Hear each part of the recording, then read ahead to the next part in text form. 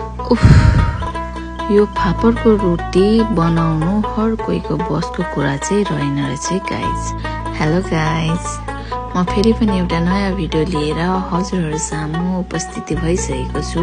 यो फापरको रोटीले मलाई चिन्न 1 हप्ता नै लाग्यो गाइज। 1 हप्ता लाग्यो, अझै पनि यसले मलाई राम्ररी चिन्न सकेको छैन भन्नु कि मैले यसलाई राम्ररी चिन्न सकेको छुइनँ। I don't know. सुरुमा त आटाको रोटी जस्तै सम्झेर मैले भइहाल्छ नि त, जाबो रोटी त हो भन्न ठानेको थिएँ। तर जब मैले बनाउन थालेँ नि गाइस, त्यसपछि मलाई थाहा भयो नो नो नो नो, आटाको रोटी र फापरको रोटीमा जमिन आसमानको फरक रहेछ।